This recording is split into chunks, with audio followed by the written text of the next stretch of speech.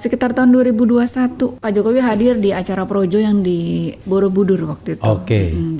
Di Jawa Tengah. Di situ Pak Jokowi memberikan sinyal bahwa dukungannya itu adalah kepada Mas Ganjar. Oke. Gitu ya. Kemudian juga acara yang di GBK, Rambut putih. Iya. Wajah berkerut, itu kan Iya. sebenarnya sinyal dukungan kepada Mas Ganjar. Iya. Masa sama-sama PD Perjuangan tidak mendukung Didi kadernya? kader PDIP juga ya? Baru-baru aja.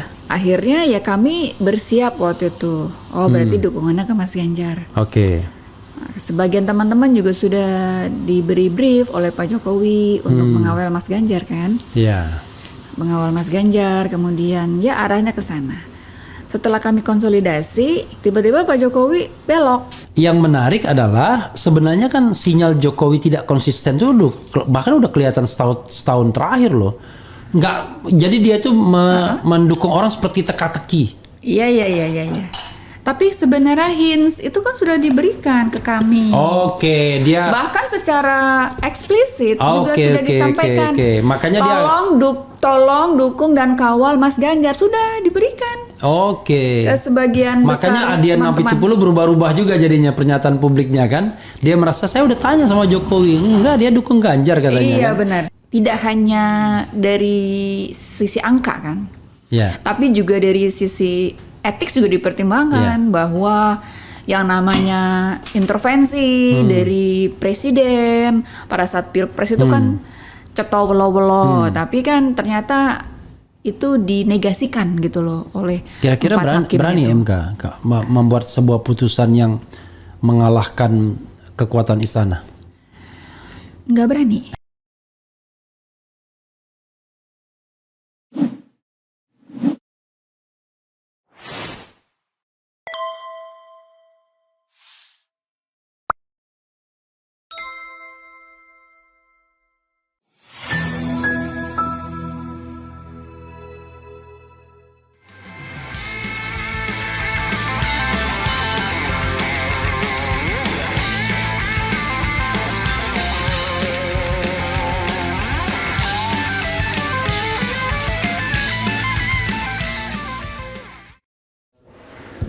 Assalamualaikum warahmatullahi wabarakatuh. Sobat RH sekalian, kembali kita di channel yang keren ini. Keren cadas ya. Ya sobat RH sekalian, saya ada tamu yang luar biasa ya. Kalau tidak ada konstelasi politik yang berubah, barangkali saya tidak akan pernah ngundang dia. Soalnya dia punya televisi yang sering sekali membahas saya itu 2045 televisi ya, TV ya. Saya juga heran ya. Tapi saya sekali-sekali saya bahas juga. Jadi dia gengnya sama Rudy S. Kamri gitu ya. Rudy S. Kamri itu kanal anak bangsa dan lain sebagainya. Tapi TV satunya enggak ya. Enggak, TV satunya sudah berubah ya. Kalau yang dipanggilnya kalau ingat film Hunter, Didi Mikol ya, Didi Kartika, Didi Mekol ya, bukan Mikol, Didi Mekol ya. Didi Kartika Jumadi. Oke. Hai Bang. Gimana? Apa kabar? Oke, baik ya. Jadi saudara sekalian luar biasa ya. Karena beliau ini saya searching dan saya udah kenal lama. Barangkali saya udah kenal 10 tahun lah kurang lebih kita ya. 2012 beliau ini mendirikan JustMap. JustMap itu adalah Jokowi Ahok Social Media Volunteers ya kan? Masih ada JustMap? Nggak ada. JustMap sudah selesai masa tugasnya. Sampai? Sebenarnya selesainya itu sampai Pak Jokowi terpilih untuk yang kedua kalinya ya 2019. Jadi 2019 selesai JustMap. Nggak kayak Projo ya. tidak pemilihan lagi, masih ada juga Projo ya. Karena Pak Jokowinya kita kan waktu itu berjuang untuk Pak Jokowi ya. Nah, Pak Jokowi kan 2019 berarti udah selesai. Terpilih kembali untuk yang kedua kalinya. Jadi udah kita nggak ikut-ikutan di 2024. Enggak. Tapi di 2024 Didi kan 03 ya. Saya mendukung Mas Ganjar dan Prof Mahfud. Kami membuat tim komunitas resmi ya? baru. TPN ya, tim pemenangan nasional ya.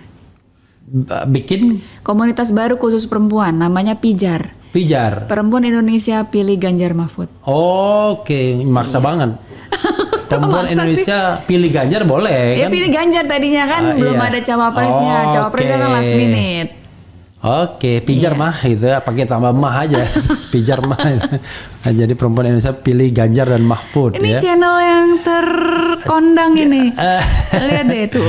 Dapat rekor muri pula. Ah itu juara omon-omon ini. Omon-omon keren banget. Monolog terbanyak. Ya, juara omon-omon ya.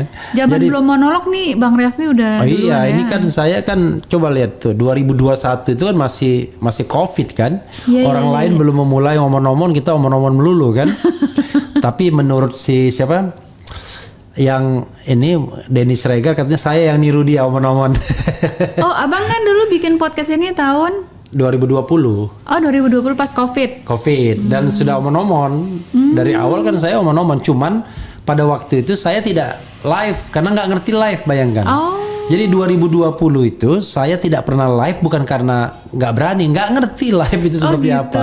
Saya baru ngerti Januari 2021 bagaimana caranya live. Oh, tapi sekarang udah ada tim segala macam lengkap. Enggak, Ya? dulu juga ada tim. Oh, oke. Jadi dari awal, cuma nggak ngerti live. Timnya juga katrok juga, dia nggak ngerti live-nya. Gimana cara live ya? Ya kita, Iya. saya kok nggak biasa ngomong Didi tuh, biasanya Dede gitu. Dede, Didi tapi dong, Di ya. Di. Oke lah, karena E-nya double ya, Double, Didi ya, iya. double ya. Kita ngomong tentang ini ya, zigzag saja ya. Karena tentu Sobat Era ini agak heran kok yang diundang Didi McCall ya kan, atau Didi Kartika Kita Jumadi. sebenarnya dulu nggak pernah satu frekuensi ya. Ya, nggak pernah lah. Tahun 2014 saya dukung Jokowi kan. Oh iya, oke. Iya kan, 2014 saya dukung Jokowi. Nah, saya ingin terakhir dulu ya. Kan paling bagus tuh yang dari Karen, jangan dari yang belakang dulu, Oke. dari Karen. Ya siap. Dari Karen itu adalah yang menarik adalah ini ada beberapa relawan Ganjar Mahfud yang saya tahu bahwa Jokowi banget awalnya. Iya. Ya kan? Jokowi banget. Tapi tiba-tiba pada saat-saat terakhir ketika Jokowi tidak dukung Ganjar tapi dukung Prabowo, akhirnya mereka menyatakan sikap Ya. tetap ke Ganjar dan berpisah sama Jokowi. Di situ ada Rudi Eskamri, ada Denny Didi Kartika Siregar. Jumadi, Denny Siregar yang paling dibenci 01 itu. Iya, ada Mas Itu Jopre. ada ya. Iya. Nah, itu kenapa? Dijawab dulu itu dulu. Kenapa? Oke. Biar jangan saya kebanyakan ngomong nanti diprotes orang saya. Silakan, Di. Iya, jadi saya dukung Pak Jokowi kan sejak 2012. Ya. Pilkada DKI ya. Pilkada DKI, Ya. kemudian 2014 sampai 2019. Ya. Nah, setelah itu kami tetap membantu sih sebenarnya di sosial media, tapi tidak berupa satu komando yang top down, lebih kepada bottom up aja, relawan-relawan yang masih punya waktu ikut berkontribusi untuk menceritakan program-program kerjanya Pak Jokowi lah pada saat Iya. itu. Nah, sampai pada sekitar tahun 2021 waktu itu, Oke. Pak Jokowi kan hadir di 2021 atau 2022 saya lupa. Pak Jokowi hadir di acara Projo yang di Senayan. bukan, yang di Borobudur waktu itu. Oke. Di Jawa Tengah. Ya.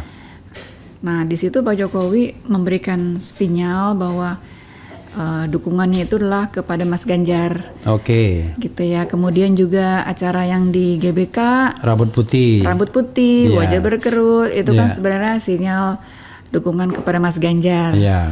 Lagi pula kan kita juga yakin ya, masa sama-sama PD Perjuangan tidak mendukung Didi kadernya. kader PDIP juga ya? Baru-baru aja, Oh, baru-baru aja. bulan Mei pas mau pencalekan itu. Oh, ikut jadi caleg juga? Iya. Oke, untuk 2024 pertama kali? Iya. Oke. Nah, terus udah gitu akhirnya ya kami bersiap waktu itu. Oh, berarti dukungannya ke Mas Ganjar. Oke. Nah, sebagian teman-teman juga sudah diberi brief oleh Pak Jokowi untuk mengawal Mas Ganjar kan. Iya. Mengawal Mas Ganjar, kemudian ya arahnya ke sana. Setelah kami konsolidasi, tiba-tiba Pak Jokowi belok. Jadi kaminya tetap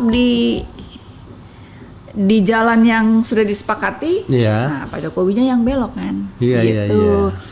Ada memang sebagian teman-teman yang ikut Pak Jokowi. Oke. Kalau orang Jawa bilang itu pecah gesang derek Jokowi. Nah, Mas Oke, kan, ya, itu. Mas lagi Ya, apapun abang yang kan, terjadi pokoknya saya ikut Jokowi gitu ya. Bang Refli kan kuliahnya di Iya. Jogja, pasti tahu tuh istilah itu. Iya. Ada yang pecah gesang derek Jokowi. Artinya Pak Jokowi mau kemanapun pasti ikut. Ikut, Nah, iya. kalau kami ada sebagian yang relawan Pak Jokowi yang memilih sesuatu yang sesuai nilai-nilai. Oke. Karena kan dulu Pak Jokowi kan kami anggap kan mempunyai nilai-nilai yang Ya. sangat baik Oke. untuk demokrasi, untuk ya kita lihatlah bahwa ada orang biasa yang Ya. bisa jadi presiden gitu ya. Dia tidak punya darah biru partai Ya. politik, bukan Ya. pengurus parpol juga, bukan petinggi parpol, bukan ketua parpol. Hmm. Ya hanya orang biasa bisa jadi presiden. Nah itu kan Ya. nilai-nilai sebenarnya yang kita ingin Nilai egaliter tularkan ya. ya Iya. kepada generasi kami mendatang gitu ya. Tapi kok Pak Jokowinya pindah Hmm. dukungan. Kemudian juga setelah MK memutuskan bahwa putranya bisa mendaftarkan. Tapi sebelumnya saya potong sedikit. Oke, Jokowi pindah ya. Tapi kenapa Ganjar? Oh pilihannya? Iya, artinya gini. Bertahan untuk mencalonkan Ganjar instead of ikut Jokowi. Oh kalau saya pribadi, Iya. karena saya melihat bahwa waktu itu kami sudah diarahkan untuk mendukung Mas Ganjar. Kita kan orangnya loyal. Iya, Sekali iya. A ya udah itu kita nggak pindah gitu Oke. loh. Jadi ke arah sanalah kami memberikan dukungan. Oke, kami itu maksudnya apa? Kami PDIP Tidak. Sebagian besar relawannya Jokowi. Oke, intinya Kan banyak. relawan Jokowi. Oke. Relawan Jokowi sudah diarahkan dan Pak Jokowi sendiri yang mengarahkan. Iya. Oke, yang di Borobudur tadi ya. Selain itu juga selain di acara Projo, di acara relawan juga ada pertemuan-pertemuan relawan dengan Pak Jokowi juga Oke, yang diarahkan. tidak terbuka dengan ke publik. Oke. Iya, yang di istana itu kan Iya. juga sebenarnya udah ada diarahkan ke sana. Hmm. Gitu. Jadi ya teman-teman loh, kok Pak Jokowinya pindah ya? Ya kan kita jadi bingung kan kita arahnya. Jokowi kan beloknya itu bulan Oktober 2023. Iya, pada saat itu MK. Iya, setelah Tapi MK. sebenarnya tanda-tanda bahwa dukungan itu ke Pak Prabowo sih memang udah sejak bulan Mei Juni lah ya. Iya. Gitu. Jadi yang menarik adalah sebenarnya kan sinyal Jokowi tidak konsisten itu bahkan udah kelihatan setahun terakhir loh. Jadi dia tuh mendukung orang seperti teka-teki. Iya. Tapi sebenarnya hints itu kan sudah diberikan ke kami. Oke, dia Bahkan secara eksplisit juga sudah disampaikan. Oke. Makanya dia Tolong dukung dan kawal Mas Ganjar, sudah diberikan. Oke. Ke sebagian Makanya besar Adian teman-teman. Napitupulu berubah-ubah juga jadinya pernyataan publiknya kan. Dia merasa saya udah tanya sama Jokowi, enggak dia dukung Ganjar katanya. Iya kan? benar. Karena Oke. memang secara hint, secara sinyal, secara eksplisit, verbal speaking juga Iya. sudah dinyatakan. Ya kami juga tiba-tiba heran ya Pak Jokowi kok kali ini inkonsisten. Biasanya beliau tuh see. orang yang sangat konsisten. Iya. Persisten, apa yang sudah diucapkan itu itulah Dipertahankan. ya tapi kok tiba-tiba berubah. Nah ini yang sebenarnya menjadi pertanyaan banyak pihak ya termasuk kami. Nah, jadi sebenarnya pada waktu itu Didi merasa walaupun publik ngomong apapun kita udah pegang omongan Iya. Pak Jokowi kan gitu. Iya. Dan waktu itu kan kami diminta untuk mengawal Pak Ganjar. Iya. Nah memang waktu itu mengawal itu adalah supaya Mas Ganjar ini dicalonkan oleh Ibu Ketua Umum. Oke, iya. Gitu. Nah setelah dicalonkan 21 April 2023, kami semakin yakin kan, oh Pak sudah dicalonkan nih Mas Ganjar. Iya. Dan Pak Jokowi hadir kan pada saat Tapi pada waktu itu Pak declare. Jokowi kayaknya agak kesel juga itu. Emang sih. Udah nyampe Solo suruh balik lagi. Iya. Kan dia mau Idul Fitri. Emang agak masam ya mukanya ya. Iya. Kelihatan banget Iya. ya. Tapi yang anehnya Ganjar dia bawa pulang bareng Iya. gitu. Memang karena Mas Ganjar itu kan mau ke Karanganyar kan, karena Oke. keluarganya kan di Karanganyar Solo. Jadi pulang ke Solonya bareng Pak Jokowi. Oke. Gitu. Nah di perjalanan itu sebenarnya memang rencananya akan mendukung Mas Ganjar.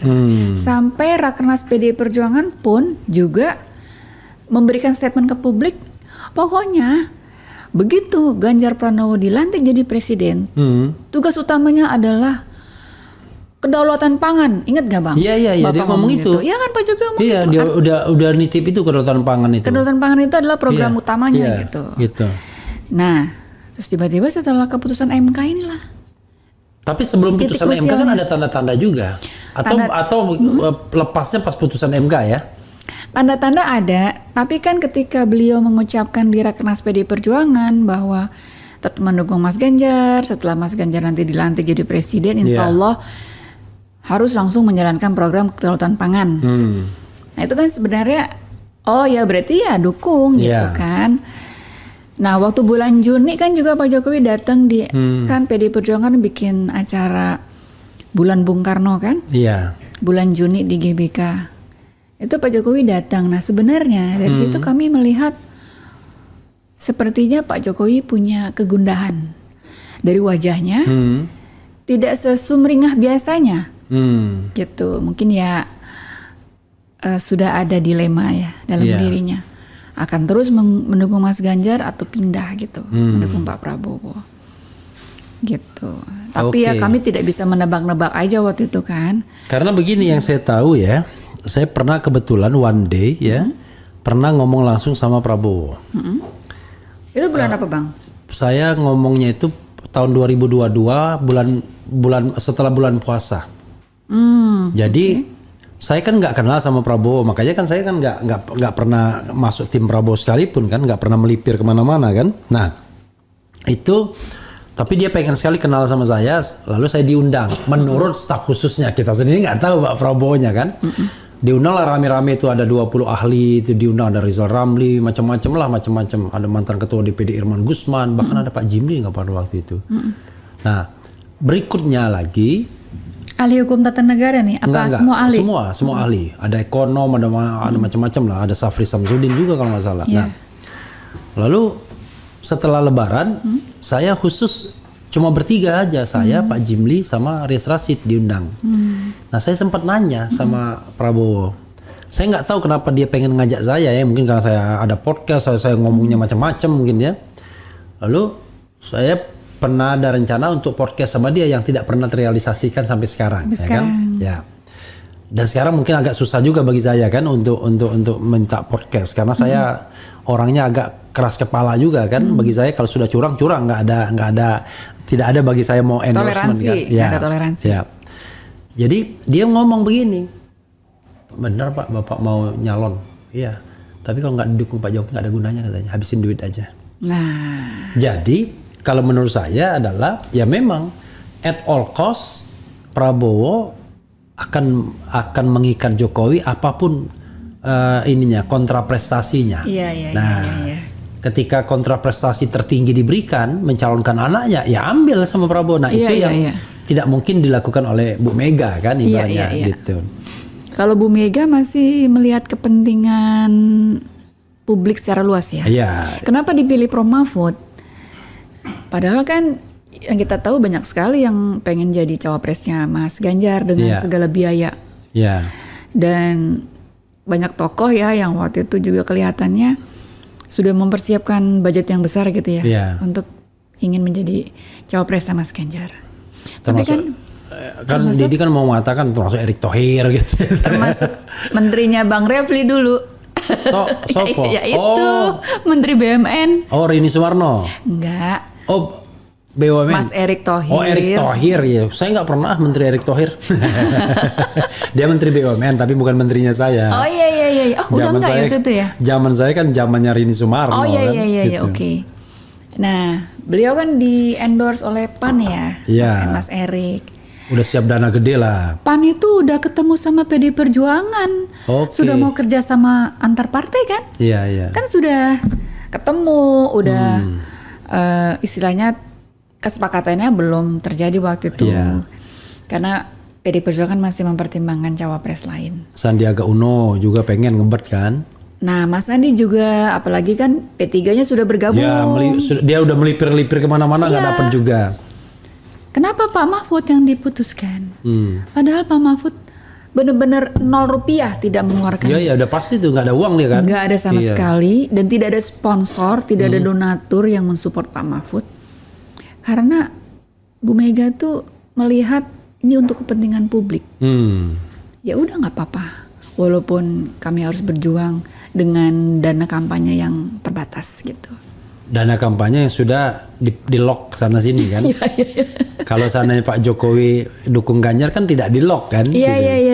Gitu. Iya benar. Oke. Jadi menarik ya.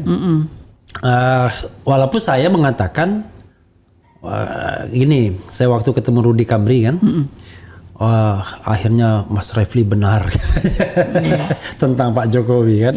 Dia mengatakan kita ini karena terlalu dekat, semut di seberang lautan tampak, gajah di pelupuk mata nggak tampak. Benar. Kita ini terlalu dekat katanya sama Pak Jokowi hubungannya, sehingga kita tidak bisa melihat sisi-sisi yang negatifnya. Iya. Nah, Mas Refli benar katanya, karena Mas Refli agak jauh jadi bisa melihat.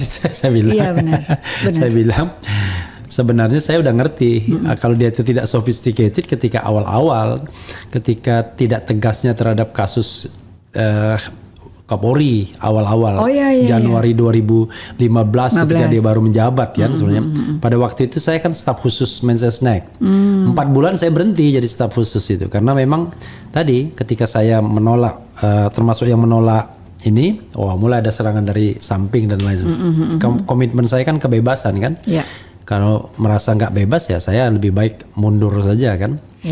Jadi ada satu hal dia yang menarik adalah gini. Kenapa Ganjar dicalonkan? Salah satunya adalah dia surveinya tertinggi.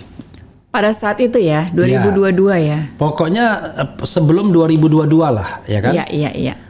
Dia baru disalib oleh Prabowo itu 2022 pertengahan ke atas lah, ya kan? Iya. Nah, ketika ada tanda-tanda Jokowi sudah mau melipir ke Prabowo, maka disitulah Prabowo yang menjadi nomor 1. Iya. Dan tiba-tiba lembaga survei yang so-called kredibel ini kan, macam-macam lah, mengatakan itu ya, Burhanuddin Muhtadi, kemudian Denny J.A, kemudian siapa-siapa mengatakan dia, ya kan, apalagi Kodari kan. Saya kok jadi fenomena ini kayak heran kok, begitu mudahnya lembaga survei atau survei itu kok bolak-balik, yang darinya jadi nomor 1 jadi nomor 3. Bahkan di sini saya Hasan Nasbi pernah ngomong di sini, 6 bulan terakhir katanya sudah fix, nggak pernah berubah, Ganjar selalu nomor 1 dia bilang. Ya waktu itu baru 2022 awal atau 2021 ya. Tapi maksud saya kok cepat sekali changeable seperti itu. Apakah iya ya kalau saya dukung di Joko, misalnya saya dukung si X, tiba-tiba si X langsung nomor 1. Apakah kan ini tidak ada grand design-nya ya? Gimana Di? Sepertinya ini kita bicara soal Jokowi effect ya. Iya. Jokowi effect itu akan benar-benar berefek ketika seluruh sumber daya itu difokuskan untuk memenangkan perhelatan itu. Kalau dilepas, itu kayaknya enggak deh. Enggak. Termasuk di awalnya di lembaga survei artinya. Jadi itu termasuk salah satu lini juga. Lembaga survei itu sebenarnya yang terdaftar di Persepi ya. Kan ada yang lembaga survei yang belum terdaftar di Persepi. Iya, yang di Persepi itu memenangkan dia semua. Yang tidak memenangkan kan cuma Saiful Mujani aja. Memenangkan juga sebenarnya. Terakhir memenangkan ya? Iya, memenangkan. Cuma tidak se-sophisticated itu angkanya. Oh, angkanya tidak gila-gilaan. Angkanya itu masih di bawah 50%. 49. 50 point something gitu. Enggak, sebenarnya yang lebih luar biasa Oktober itu baru 38 angka dia, 34 bahkan Kodari, 34, 38 baru. Enggak pernah mencapai 50%. Tapi beberapa hari menjelang pencoblosan sudah dikatakan 50-an% sudah oleh Denny J.A pertama kali. Gitu. Iya. Jadi memang ini adalah pemilu yang paling fenomenal ya sepanjang reformasi. Karena itu tadi nepotisme terlihat. Walaupun MK menyatakan tidak ada nepotisme, Itu Sontoloyo itu MK itu. Dia Tapi nggak kalau orang Jawa bilang cetho welo-welo. Cetho welo-welo. Cetho welo-welo atau welo-welo? Welo. Cetho welo-welo. Cetho welo-welo. Bahwa itu terlihat sekali gitu. Iya. Tapi kan akhirnya ya kita berikan semangatlah kepada pemenang gitu ya, supaya nanti bekerja dengan lebih baik. Dengan tantangan yang besar loh ini sekarang, perekonomian lagi buruk. Oke, tapi begini deh ya. Kita bicara objektif ya. Kadang-kadang segini, saya tuh sering sekali dikritik orang ya. Wah, saya ini benci sama Jokowi, tidak suka. Enggak ada. Ini enggak ada urusan benci dan tidak benci. Urusan negara ini urusan objektif aja. Kita ini, kalau saya kan, kalau misalnya dari sisi saya ingin demokrasi selamat. Nggak ada demokrasi ngadukan ke Baris Krim Polri tiba-tiba ditangkap, itu kan demokrasi Sontoloyo namanya. Bener. Itu satu. Dan itu korbannya banyak tuh. Banyak. Ada orang ngelis ya. Saya bisa kasih contoh misalnya korban bagaimana korban Jokowi di dalam masa pemerintahannya, dia memenjarakan orang. Nanti orang akan bilang, wah itu bukan Jokowi. Udahlah, kita kan bukan anak kecil ya kan. Kita paham lah yang begitu-begitu ya. Tapi abang nggak pernah kena kasus undang-undang ITE ya? Oh, saya berapa kali diadukan orang. Oh, oke. Terakhir Polda DIY yang memanggil-manggil saya. Tapi bukan undang-undang ITE sebenarnya paling kejam. Undang-undang 1 1946. Undang-undang tentang peraturan pidana yang kemudian diubah. Dinyatakan inkonstitusional oleh MK dalam sebelum atau setelah pemungutan suara. Setelah pemungutan suara. Nah, coba bayangkan ya, ini pada masa eranya Jokowi, ini korban-korbannya ini paling tidak ada bisa 20 orang nih yang tercatat nih. Baru tercatat yang enggak, ini contoh ya, Kiflan Zen, Sunarko, Jumhur Hidayat, Anton Permana, Edi Mulyadi, Gus Nur, Roy Suryo, Sobri Lubis, kemudian Maman FPI ini, Ustadz Haris FPI, Ali FPI, Idrus FPI, Dedi Doradong, siapa ini, Munarman, kemudian Rahmawati, Bunda Mary, Khairul Amri, Hatta Taliwang, Ahanif Alatas, kemudian Habib Bahar, kemudian siapa lagi? Yang dari Habil Marati. Coba bayangkan, ada puluhan orang yang di penjara hanya karena berbeda pendapat. Egy Sujana, Liu Sungkarisma dan lain sebagainya. Nah, itu sebenarnya yang saya jaga. Saya menganggap bahwa pemerintah yang memenjarakan orang yang berbeda pendapat itu nggak bisa kita justifikasi. Itu satu. Oke, itu one story. Nah, another story adalah apa concern Didi misalnya dalam kalau mau melihat keberhasilan pemerintahan Presiden Jokowi yang bisa menjadi perdebatan bagi kita. Let's say ekonomi misalnya. Kan saya juga baca-baca kan fundamental ekonomi kita di era pemerintahan Jokowi ini kan. Kan tidak seindah yang diomongkan orang. Bahkan sekarang ini pusing Sri Mulyani. Bagaimana mengatur keuangan negara dengan utang yang luar biasa kan. Bayar bunga utangnya aja udah berapa miliar sendiri kan. Berapa ratus miliar sendiri. Lalu apa? Misalnya infrastruktur dampaknya bagi perekonomian masyarakat kan belum terasa kan. Gitu. Kalau kelas menengah memang menikmati. Saya kalau pulang ke Palembang pakai jalan tol udah seneng kan. Tetapi kalau kita bicara multiplier effect ekonominya, sejauh mana itu mensejahterakan rakyat? Kan itu pertanyaannya kan. Nah ini kan utang tambah banyak misalnya. Utang luar negeri itu 8.000 ya kan. 8.000 triliun. Kemudian utang BUMN 5.000 triliun. Kewajiban makanya kata Misbahun itu kita utang kewajiban pemerintah itu sudah 20.000 triliun, itu which is sama dengan PDB-nya. Nah itu kan nggak sehat ekonomi karena katanya yang sehat tuh maksimal 40% dari PDB kewajiban itu. Jadi apa gitu? Jadi wah itu selalu yang ditunjuk infrastruktur gitu. Padahal kan bukan itu. Korupsi contoh misalnya. Itu poin kita ketika ditinggalkan SBY 34 skor kita. Setelah 10 tahun 34 lagi. Nggak berubah ya? Nggak berubah. Jadi Jokowi pernah menaikkan skor itu sampai 40. Turun ke 37, naik ke 38, terjun bebas jadi 34 lagi. Dan 2 tahun terakhir 34. Padahal SBY menaikkan skor korupsi itu dari 20 ke 34, which is naik 14 poin kan. Jokowi dari 34 ke 34 lagi. Nggak berubah berarti. Nggak berubah. Lalu indeks kebebasan misalnya. Ya, kebebasan Freedom berpendapat. House mengatakan kita bukan lagi negara demokrasi, tapi partly demokrasi, partly free. Jadi separuh aja bebasnya. Nah, saya kan bertanya apa setelah 9 tahun ini kita sebenarnya negara yang maju atau negara makin mundur, regresif. Pak Jimli misalnya yang objektif mengatakan demokrasi kita regresif, mundur. Walaupun Pak Jimli melipir sedikit ke Prabowo, tapi dia objektif ketika di Melbourne. Nah, sebagai orang yang hampir 10 tahun mengendorse Pak Jokowi, apa kelebihan benefitnya Pak Jokowi sebagai pemimpin kita ya? Iya. Saya kan bingung gitu Bang jadinya. Refli ingat nggak program Nawacita kita yang 2014 itu jadi jargon utama kampanye Pak Jokowi? Iya. Revolusi mental kan? Iya. Revolusi mentalnya itu ada terrealisasi nggak sekarang? Mental kita tambah gak karu-karuan. Justru itu yang saya tanyakan, dan saya berani terus terang. Terakhir kali saya dipanggil ke istana itu 2016. Jadi ada pakar-pakar hukum dipanggil setelah saya berhenti sebagai staf khusus. Sampai 2016 sebelum saya mengkritik Presiden Jokowi masih dipanggil. Alexander Ley itu masihlah ngundang itu pun bukan ngundang khusus, ngundang rame-rame. Jadi ada 20 pakar hukum. Begitu saya ngomong, saya bilang yang membedakan Pak Presiden dengan yang lainnya adalah tagline revolusi mental, saya bilang. Tapi nggak jelas ukurannya, saya bilang. Iya.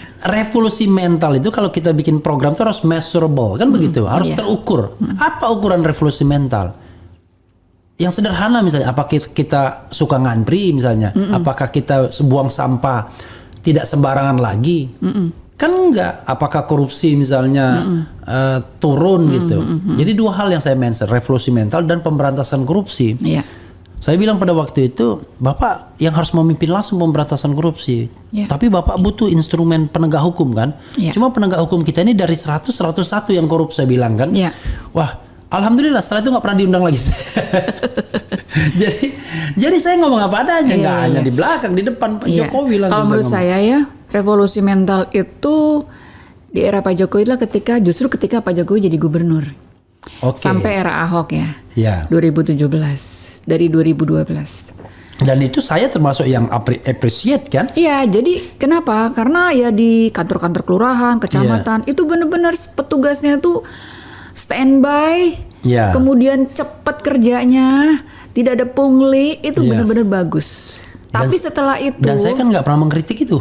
Iya. Justru saya yang mengendorse kan, makanya 2014 saya kan dukung Jokowi. Iya. Gitu. Tapi setelah itu untuk level nasional kayaknya kurang ya.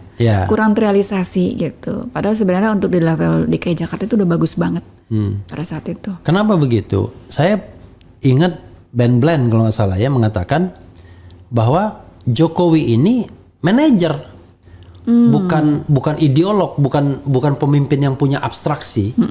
Dia tuh manajer, eksekutor. Nah, Anda kalau mengeksekusi lingkup wali kota bisa katanya. Iya. Lingkup kota. Jadi dia bilang Jokowi ini levelnya wali kota tapi jadi presiden. Iya. Nah bisa. Tapi kalau sudah untuk presiden kan Anda tidak hanya eksekutor tapi abstraksi kan, karena dia pemimpin, ideolog kan. Nah itu yang dianggapnya Jokowi tidak punya gitu. Iya. Lagi coba kita bacakan dia.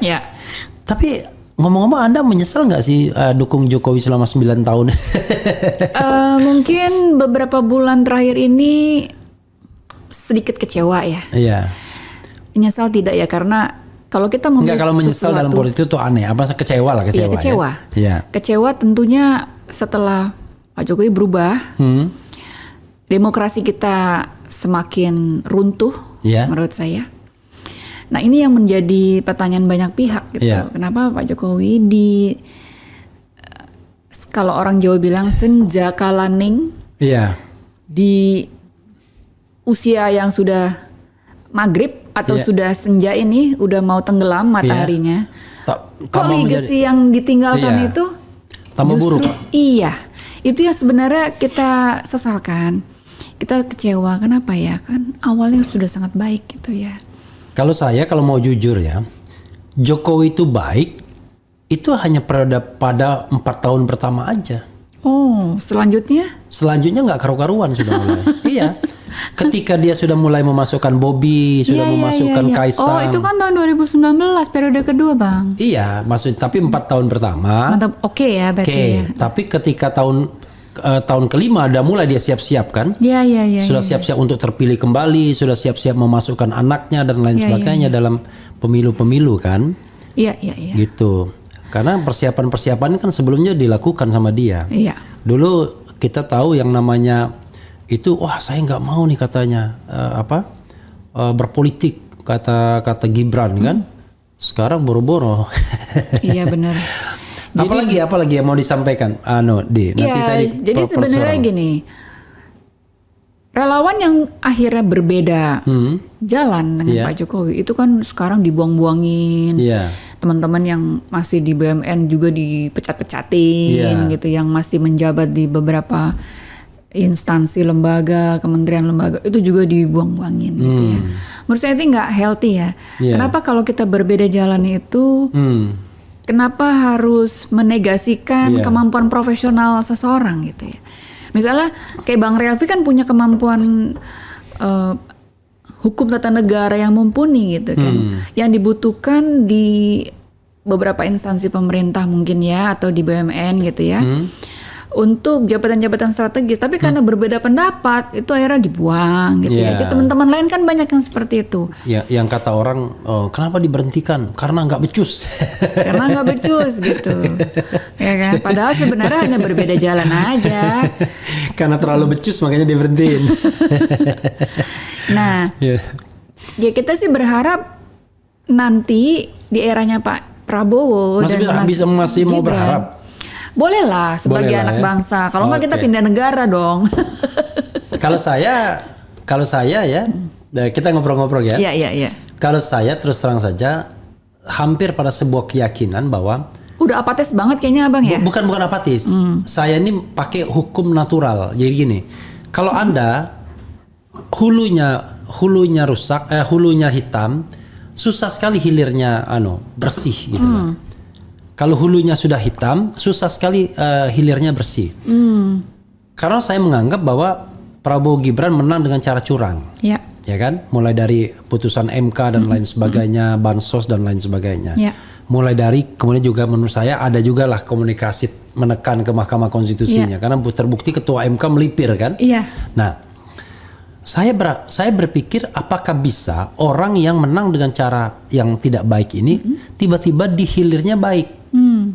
Saya meragukan itu karena saya pakai hukum alam aja. Ini kan ini ibaratnya kalau pakai agama itu sunatullah. Sunatullahnya begitu. Anda kalau masuknya baik, insya Allah keluarnya baik. Tapi jarang sekali orang masuknya tidak baik, keluarnya baik gitu. Yang ada adalah masuknya baik, keluarnya tidak baik. Nah itu. Nah, tapi itu kan determinasi saya, determinasi apa ibaratnya, determinasi sejarah, determinasi waktu. Nah, tapi saya berharap mudah-mudahan saya salah, oke? Jadi kan saya ada juga harapannya kan, mudah-mudahan salah. Tapi omongan saya itu hampir akan betul ketika belum apa-apa sudah ribut mengenai pembagian jabatan.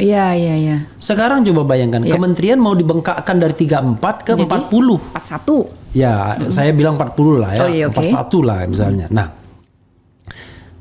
apakah Anda berpikir bahwa Prabowo serius untuk mengelola negara ini ketika dia bagi-bagi jabatan itu? Kan nggak serius jadinya. Yang dia pikirkan adalah bagaimana dia membungkam semua orang agar tidak ada lagi oposisi di situ, bagi-bagi aja. Statement beliau kan juga, kalau nggak mau kerjasama jangan ganggu loh. Yang di dalam koalisi itu justru lebih banyak mengganggu nantinya. Makanya, gitu loh. Kok yang di luar malah saya sepakat dengan omongannya Luhut, toksik jangan ini. Itu kalau kita lihat toksik semua. Yang di dalam malah seperti itu ya. Coba bayangkan, ketua-ketua umum partai politik sengaja kan dipelihara oleh Pak Jokowi dengan masalahnya kan. Iya. Saya Nasdem, Joni Plate sama Syahrul Yassin Limpo itu nggak akan diapa-apain seandainya Nasdem tidak mencalonkan Anies, kan begitu sederhananya. Iya, benar. Nah sekarang, let's say kalau kita mau bilang Zulkifli Hasan, kalau dia melipir kemana-mana udah lama diproses. Iya benar. Erlangga Hartarto diproses. Udah sempat diproses. Iya. Tapi terus Ya karena dia mau melipir-melipir Iya, ya iya, kan. benar-benar. Begitu di proses balik Stop. lagi stop. Hovifah ingat nggak? iya udah sempat diperiksa Oh tuh. iya, sempat periksa, Iya. langsung menyatakan dukung Prabowo. Iya. Nah sekarang pertanyaannya adalah, kira-kira ya Prabowo masih pakai orang-orang itu nggak? Masih Bang. Nah, bagaimana Anda mengatakan bisa benar negara ini? Saya tidak mengatakan benar. Maksudnya berharap? Berharap Iya, bagaimana bisa menjadi berharap? lebih baik. Kan Gimana caranya? semua orang harus punya harapan. Nggak, maksud Kita harus saya, mempunyai harapan. Walaupun sebenarnya jauh dari angan-angan. Tapi harapan itu kita gantungkan kepada pemimpin kita. Ya kan? Karena kalau kita nggak suka dengan pemimpin kita, ya udah pindah negara aja. Gitu kan sebenarnya kan kesimpulannya kan. Bukan nggak suka. Saya ini rasional dan objektif. Iya, Jadi iya, kalau iya. gini, kita harus bedakan antara harapan dengan pemikiran yang critical thinking. Kan kalau kita mengatakan bahwa pemimpin itu akan membawa kebaikan, harus ada indikatornya. Iya. Indikatornya adalah track record. Satu, saya tidak melihat track record itu. Iya. Oke? Orang mengatakan Prabowo tegas di mananya? Dalam kasus apa dia kemudian tegas? Iya. Justru dia tidak tegas. Ketika pendukungnya misalnya dikriminalisasi, nggak ada pembelaannya. Oh iya, itu pendukungnya Pak Prabowo semua ya? Yang Iya. kemarin itu masuk Iya. penjara. Oh Iya. iya. Iya kan? Dulu kan 2019 mereka kan dukung Prabowo Iya, semua. iya, iya, Kecuali Refli Harun nggak pernah dukung. Even Rocky Gerung pun kan sebenarnya lebih Jumhur dekat sana. Hidayat dukung Prabowo 2019 di penjara juga kan? Iya. Saagan dan Nenggolan, Iya benar. ya kan? Habib Rizik, Iya. kan pendukung Prabowo semua itu. Iya. Oke, satu. Oke, pada waktu itu saya Menteri Pertahanan. Padahal kan Menteri Pertahanan itu jabatan tinggi. Kan punya bargaining dong Iya, Anda. iya, Oke. harusnya. Berikutnya adalah, kita mau lupakan track record, ya kan? Oke, kita akan ke depan. Saya udah mencium bau-bau bahwa yang namanya jabatan kementerian ini akan dibagi-bagi. Iya. Pasti dibagi-bagi. Ya, jadi nggak bisa kita bilang Ke bahwa orang ini yang mau bekerja sama, ya kan? Iya. Lalu di mana ininya? Harapan itu di mana? Digantungannya di mana? Ke Track record. orang-orang baik yang diakomodir masuk. Jadi gini loh Bang Refli. Gini loh. Iya. Kemungkinan Iya. yang akan diakomodir membantu presiden terpilih ini Iya. adalah parpol pendukung, Iya. pengusung dan pendukung. Iya. Kemudian Parpol yang melipir, parpol yang last minute melipir. ya, seperti Nasdem dan PKB. Iya. Ya udah kita anu aja. Bahkan PKS pun tertarik juga, tapi PKS iya. tidak mainstream ya. PKS itu cuma sekjen yang paling ngotot. Iya. Gitu. Nah, tapi kan juga katanya akan diakomodir profesional-profesional yang punya rekam jejak baik, Iya. ya kan? Nah, Oke. kita bolehlah berharap pada mereka Oke. kalau diakomodir. Oke, ya. sekarang put on the table. Iya. Ya. Siapa yang paling berpengaruh di Republik ini selain presiden? Presiden, Bukan, selain presiden. presiden, Yang paling istrinya presiden. Bukan. Kalau kita Habis siapa dong? bicara kabinet kan pasti orang-orang yang punya Serius banget sih Bang. enggak. Bener, ini harus serius kan? Ayo minum dulu deh kopinya. Ya. Ini harus serius kan? Gitu. Maksud saya kita kan nggak boleh ngomong masa depan bangsa ini tidak serius kan? Nah, Bang, selain presiden yang paling berkuasa, istrinya presiden lah. bukan. Bang. Oke, itu kan istrinya kan belum ada kan? Oh iya. Maksud saya begini. Kalau Abang misalnya tuh ditegesin banget soal itu. misalnya begini. Misalnya ini ada yang direkrut Zulkifli Hasan, ya kan? Kemudian Erlangga Hartarto. Nah, udah dengar belum yang diusulkan oleh PAN? Siapa yang akan jadi menteri? Siapa? Eko Patrio. Eko Patrio, iya, ya kan? Terus ada Raffi Ahmad, Ya. ya kan? Nah, artinya ini orang-orang baru Ya. yang Abang boleh berharap nggak sama teman-teman yang Enggak. Kenapa saya akan nggak diusulkan? berharap? Karena nanti di dalam kabinet itu yang berpengaruh itu senior minister. Sekarang Pak Luhut. pertanyaannya, Pak Luhut di sana lagi nggak? bukan, nanti? enggak. Oh, enggak. Erlangga akan tetap di sana kan? Oh iya. Zulkifli Hasan tetap di sana. Sekarang misalnya Eko Patrio ngomong A, kata Zulkifli no, B. Kira-kira ngikut nggak? Oh, maksudnya ketua umum parpolnya. Iya. Yang misalnya kita anggap toksik misalnya. Iya. Coba bayangkan. Iya. Bagaimana dia bisa. Saya dulu berpikir saya kasih contoh kecil misalnya. Kurang apa Teten Mas Duki track record di masyarakatnya kan? Iya. Sebagai aktivis anti korupsi. Iya. Tapi begitu dia masuk pemerintah, ternyata skor korupsi 3-4. Tetap artinya dia tidak memberikan pengaruh apa-apa yang signifikan. Mungkin dia di kementeriannya iya, tetapi dalam kumpulan kolam ministers itu dia hanya anak bawang. Iya. Sehingga dia tidak memberikan efek yang signifikan. Karena yang signifikan tuh Luhut, Erlangga, Erick Thohir. Jadi either Anda ketua umum partai politik atau Anda pengusaha, itu aja. Iya. Nggak ada aktivis itu yang kemudian besar pengaruhnya. Iya. You name it, mana aktivis yang besar pengaruhnya di dalam inner circle Presiden Memang kalau Jokowi? udah masuk ke dalam sistem, dia akan tergulung oleh sistem itu. Kalau hanya ya sendirian bersuara gitu, mana didengar orang, didengar sistemnya itu kan. Atau dia menikmatinya, Ya mungkin juga nggak mau di ngambil dalamnya. resiko. Iya, itu dia. Iya kan? Dia Karena mau dulu minimize ada orang yang risk. berani ngambil resiko, misalnya Denny Indrayana waktu jadi, walaupun dia cuma menteri doang ya, waktu itu dia wakil menteri. Kan dia menjadi dekat dengan civil society untuk anti korupsinya kan, sampai dia kemudian dikriminalisasi juga, sampai menteri senior, saya nggak sebut namanya, kamu Denny ya, kamu akan berhadapan dengan saya. Sampai begitu? Iya, ada menteri senior yang ngomong begitu karena, Zaman Pak SBY? iya, karena dia nyebut-nyebut ke perusahaan menteri ini ngemplang pajak dan lain sebagainya dalam kaitannya dengan kasus Gayus Tambunan misalnya. Oh, yang dulu ya. Ya. Oke, ingat. Nah, kan paling tidak ada keberanian. Kenapa dia ada keberanian? Karena dia nggak punya tanggungan yang banyak ya kan? Iya. Nggak punya partai politik, bukan pengusaha yang Ingat nggak ada. dulu Pak Jokowi ngomong? Iya. Saya tidak punya dosa masa lalu. Iya. Tapi dosa masa depan. Masa lalu nggak punya, tapi masa sekarang dan masa depan dia punya. Gitu. Tendensius banget. Enggak. Ini serius loh, Dik. Kalau mau serius itu gini. Anda nganggap Pak Jokowi nggak ada dosanya? Ya ada lah, masa nggak ada? Saya tanya tuh KM50 misalnya. Kalau kita bicara tentang tentang pelanggaran HAM, Kanjuruhan. Iya, Itu kan terjadi. Ada ratusan orang meninggal pada masa pemerintahan Presiden Jokowi. Dalam konsep HAM kan ada by commission, melakukan, atau by omission, membiarkan. Iya. Sebagai presiden kan seharusnya dia Biaran ya. pembiaran kan jadinya. Tuh, satu.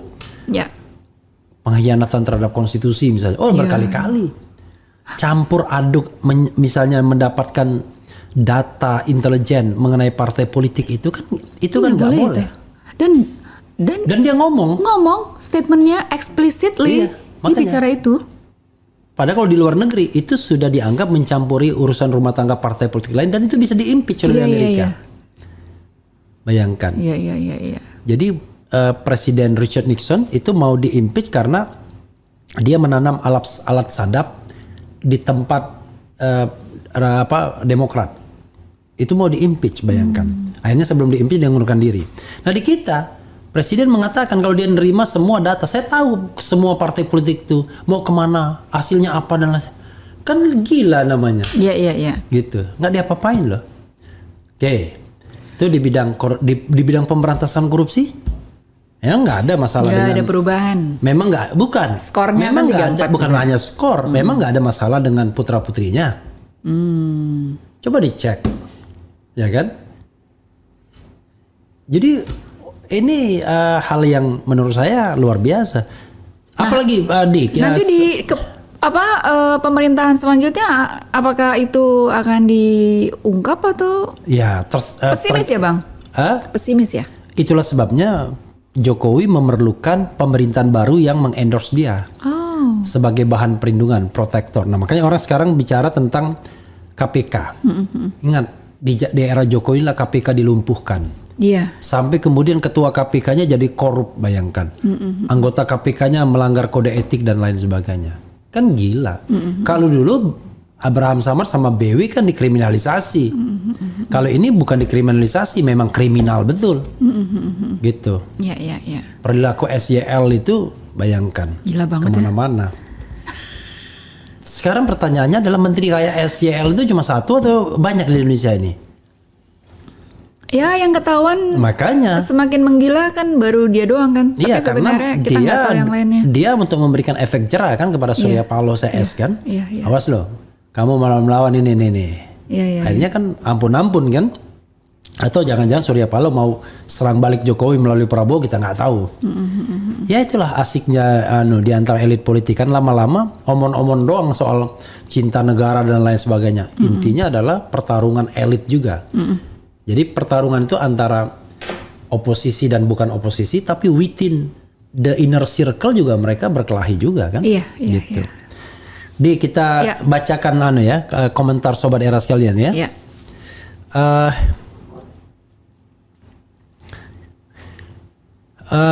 Kita bacakan ini.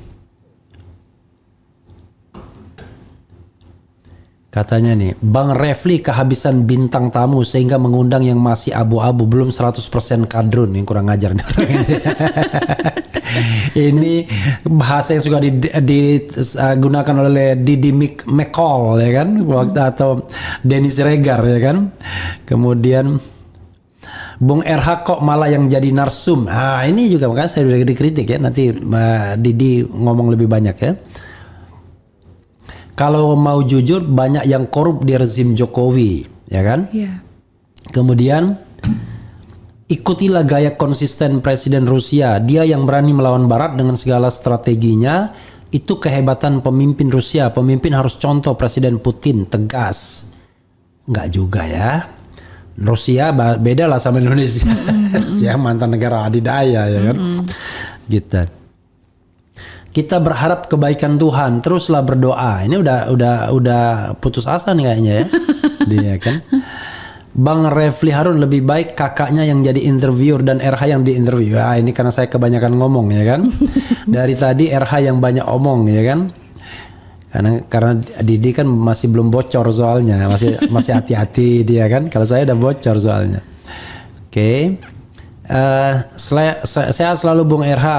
Inilah channel yang mewaraskan anak bangsa. Kata yang pro, yang kontra enggak ya kan? Bersyukur berkat Pak Jokowi jadi bisa banyak bikin konten. Ini terlalu merendahkan dia. Ini orang bodoh juga menurut saya. Ya. Kadang-kadang orang nggak paham.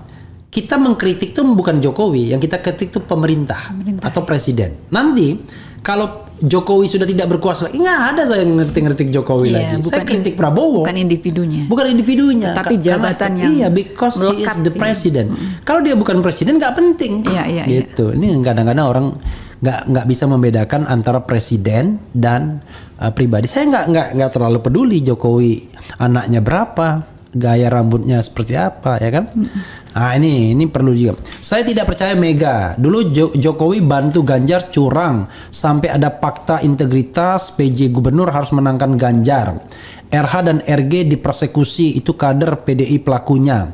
Sekarang Jokowi curang untuk Wowo, baru keluar-keluar merasa terzalimi. Ini agak ngeki juga deh ya. Karena dulu saya dipersekusi sama Rocky, memang kader-kader PDIP yang laporin ya. Yang ngelaporin ya kan. Tapi saya terus terang saja ketika ada yang dilaporkan batu bara itu, saya malah bela. Saya tuh paling tidak suka orang lapor-lapor. Karena Anda ini mau berdemokrasi atau apa? Iya. Demokrasi itu bersedia untuk berdebat dan berbeda pendapat ya. Narasumbernya nggak lepas, nggak berani total. Ini kelihatan nih, masih mikir ini kan. Rakyat tidak bisa berbuat apa-apa tentang negara kecuali para orang zalim pada mati. Baru yang jujur bisa memperbaiki nasib rakyat. Udah skeptis banget. Oke deh, silakan deh. Ditanggapi secara umum dan hal-hal yang barangkali mau disampaikan. Karena banyak bengongnya Didi. Nggak bengong lah, karena kan aku menghargai ini tuan rumah. Oh jangan, justru saya yang harus mendengarkan lebih banyak dari Didi. Coba silakan. Iya, kalau tidak lepas ya mungkin karena aku terbiasa jadi interviewer ya. Jadi sebenarnya jadi narsum itu jarang. Dulu zaman Pak Jokowi masih jadi gubernur, mungkin presiden di awal-awal 2014 itu iya. Tapi sekarang udah jarang. Lalu kenapa positioning saya itu masih di tengah-tengah? Karena memang kita butuh penyeimbang ya memang di pemerintahan selanjutnya. Tetapi penyeimbang itu kan tidak harus totally kontra gitu. Iya. Ada hal-hal di mana memang kita perlu apresiasi ya kita apresiasi, kita perlu kritisi ya kita kritisi gitu. Jadi memang penyeimbang yang konstruktif lah gitu. Dan mungkin posisi aku seperti itu. Oke. Kalau posisi yang totally kontra udah ada Bang Refli, udah ada Rocky Gerung, udah ada Jumhur Hidayat gitu, teman-teman yang memang spesialisasinya di sana gitu. Nah, kalau menurut saya kita jalani aja dulu akan seperti apa ke depannya, sambil kita terus memberikan masukan-masukan yang konstruktif, kritik jika perlu gitu. Tetapi kritik yang konstruktif kan ada orang yang mengkritik tidak ada solusinya, tidak memberikan solusi. Kamu nggak boleh gitu. Terus bolehnya gimana? Nggak tahu gitu. Jadi kita juga memberikan kritik dan alternatif solusinya seperti itu. Oke, ada bilang Bung RH dikirim spion cewek. Salah, ini yang ngundang saya bukan dia yang mau datang ke sini, yang ngundang saya ya kan. Gitu. Saya tanya hal-hal yang barangkali jawabannya singkat-singkat gitu ya. Ya. Gini,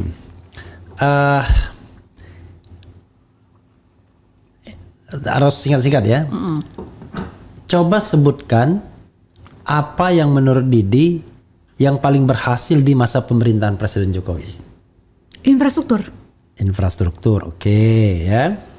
Walaupun dengan sedikit, dengan berbagai kekurangannya ya, karena kan kalau infrastruktur itu dipercepat tentunya ada hal-hal yang harusnya di proses itu dijalani, tapi kan banyak yang di bypass. Nah sekarang mungkin baru terlihat gitu masalah-masalah di titik-titik di mana kita harus, jadi kayak misalnya pembangunan jalan tol, karena abang kan pernah ada di industri itu, jadi ada beberapa proses yang harus dilewati supaya proyek ini bisa cepat jalan.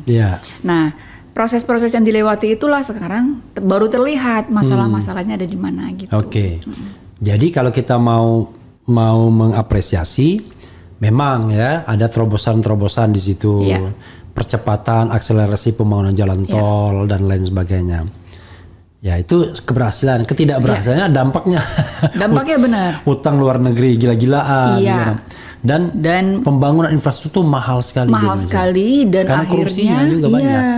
Dan akhirnya BUMN kita yang mengurusi itu udah megap-megap. Iya. Sekarang. Saya kasih contoh BUMN jalan tol yang namanya Waskita. Iya. Toll Road. Itu nggak kerokoran tuh, bleeding melulu itu. Iya. Nah, cuma kan orang ini kan selalu berpikir, oh iya ada pembangunan. Iya tapi IKN misalnya kan. Sekarang saya taruhan sama Didi, IKN saya kira nggak akan dilanjutkan tuh sama Prabowo dengan budgetnya besar sekali. Makanya. Dan nggak masuk akal kan? Iya, mungkin urgensinya nanti di era Pak Prabowo akan menjadi tidak urgent lagi gitu kan, kita nggak tahu. Jadi Prabowo tetap di Jakarta. Suruh Gibran ke sana katanya gitu ya kan. Oke. Jadi gini, ini nasihat ke Didi kepada, katakan lagi nih, kepada siapapun yang melihat pemerintahan Presiden Jokowi, pemerintahan Presiden Jokowi yang mau berakhir sebaiknya apa, dan menatap pemerintahan Presiden Prabowo seperti apa. Nih nasihat dari seorang Didi. You can talk independently. Oke. Sebenarnya hanya masukan ya, kalau nasihat mungkin siapa gue gitu ya, sehingga mesti kasih nasihat, tapi masukan sedikit bahwa menurut saya Pak Jokowi kan akan segera purna tugas.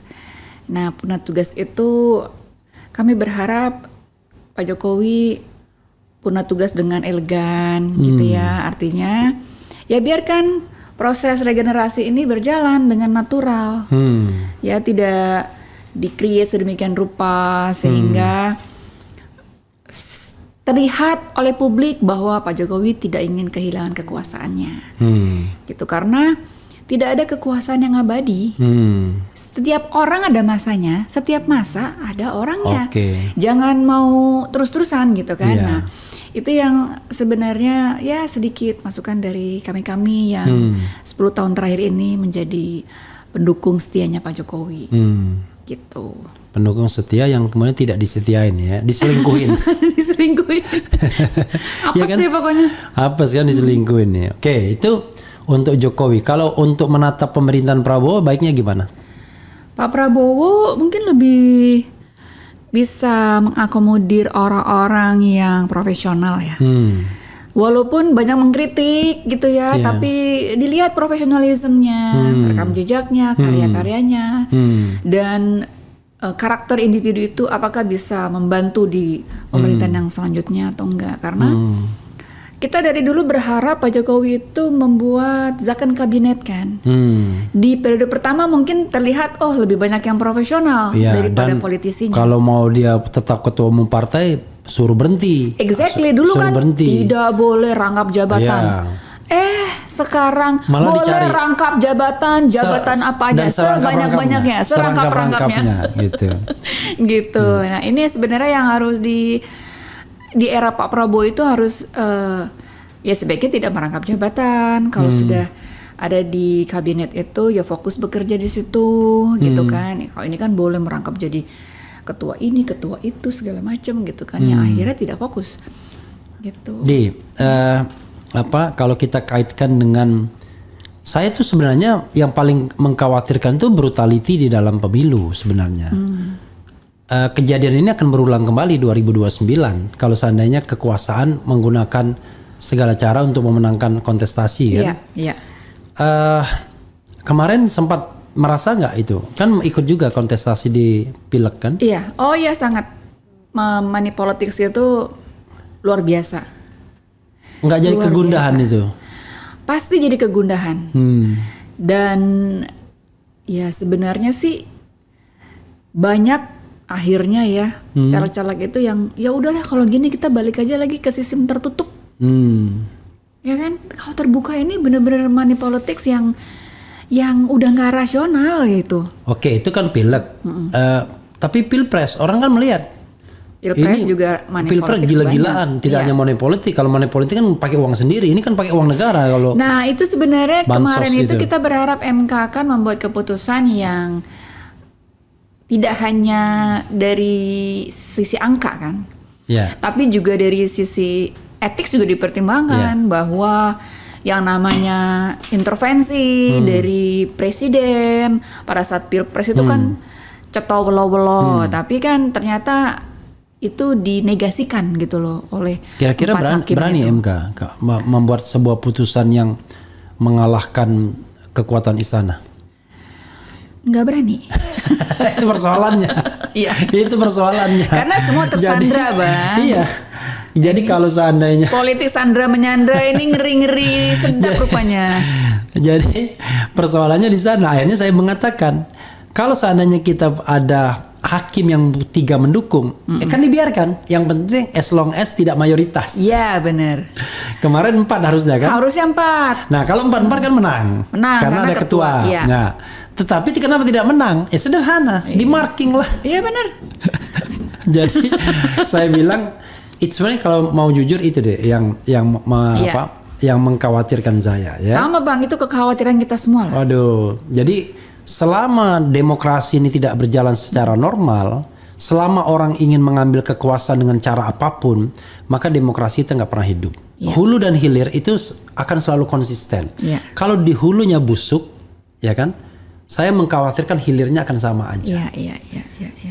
Karena kan teorinya kan sudah saya katakan tadi kan, kalau hulunya baik, hilirnya belum tentu baik, tapi mudah kesempatan baik ada. Kalau hulunya buruk, jarang sekali tiba-tiba hilirnya baik gitu. Iya. Gitu. Kan itu kan kita bicara processing kan. Iya. Ya sudahlah, tapi ya bagaimanapun barangkali kita tetap harus optimis ya kan, dioptimiskan. Optimis di antara hal-hal yang membuat kita pesimis. Deh, silakan closing statement. Tapi di era channel ini closing statement tuh bisa ngomong apa aja, 1 jam juga boleh. Oh gitu ya. Sudah closing statement ke sana Oke. ya. Tapi ininya ada ini. Nah, Oke. Nah, kita. Channelnya Bang Refli Harun yang sangat luar biasa fenomenal ini para netizen yang budiman, pemirsa channelnya Bang Refli Harun.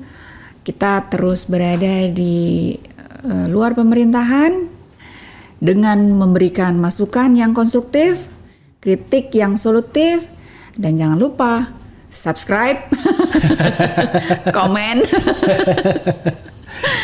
dan share, jangan lupa. Terima kasih. Ini terlalu baik ini anunya, bintang tamunya. Saya suruh closing statement, menyampaikan apa aja malah mengajak promosi ya. Tapi anyway, terima kasih. Jadi sobat era sekalian, buat Didi juga bahwa kita tidak berpretensi bahwa kita benar, ya kan? Tetapi yang paling penting adalah one thing for sure, kita harus jujur, ya, jujur mengatakan apa. Nah, cuman di Republik ini orang jujur itu yang gampang dipenjara. Iya, justru itu. Jadi orang culas, ya kan, orang korupsi itu malah ditemani, ya. Orang jujur itu malah jadi cepat sekali diberhentikannya, ya kan. Iya, benar. Tetapi kita bangga kalau misalnya ternyata negara kita banyak orang-orang toksik dan kita keluar dari lingkungan yang toksik itu, ya harusnya kita senang, bangga kan. Nah, mudah-mudahan nanti walaupun saya selalu mengatakan, saya bahkan agak ekstrim, haram hukumnya mengakui pemerintahan yang didapat dengan cara curang.